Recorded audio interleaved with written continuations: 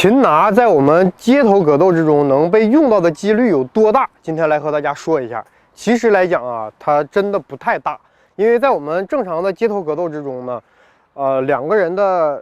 水平其实都是差不多的。你要想把对方这个通过这个金丝缠腕啊，或者是什么一些非常复杂的擒拿，这种呢还算比较简单的。那么如果你想通过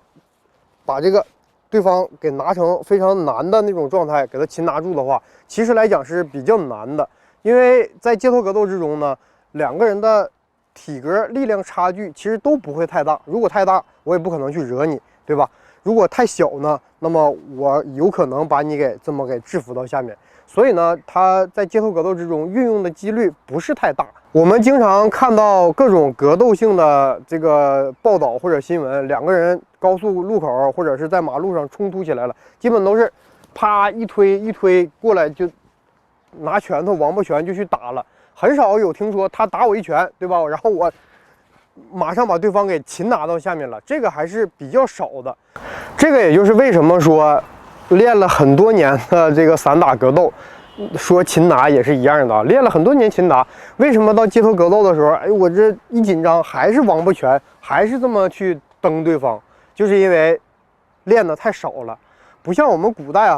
一天24小时，除了吃饭睡觉，都是在研究这个防身擒拿，研究武术，这个研究自己这个门派呀，或者是江湖上那点事儿。我们现在人毕竟都有自己的工作，都有这个生活和学习。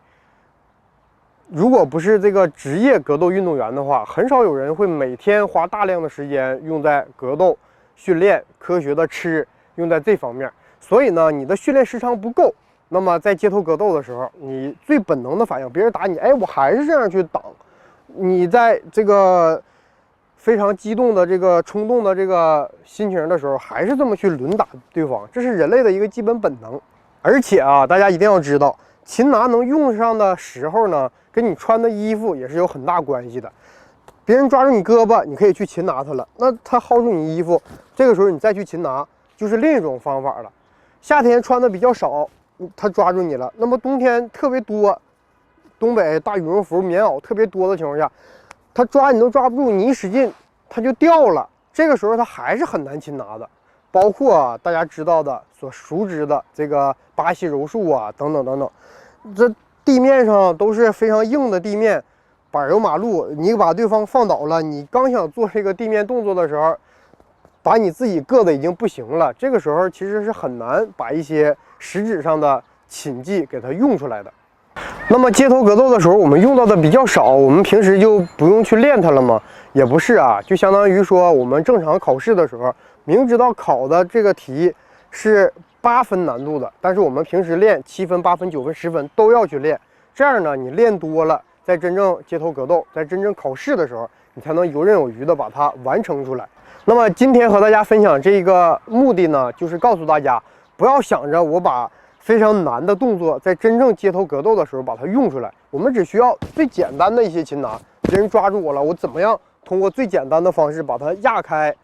别人抱住我了，我怎么样通过最简单的杠杆原理把它压开？别人把我给按到底下的时候，我怎么通过最简单的方式把它解脱开？这个是我们平时练习在真正街头格斗之中能用出来的最关键的所在，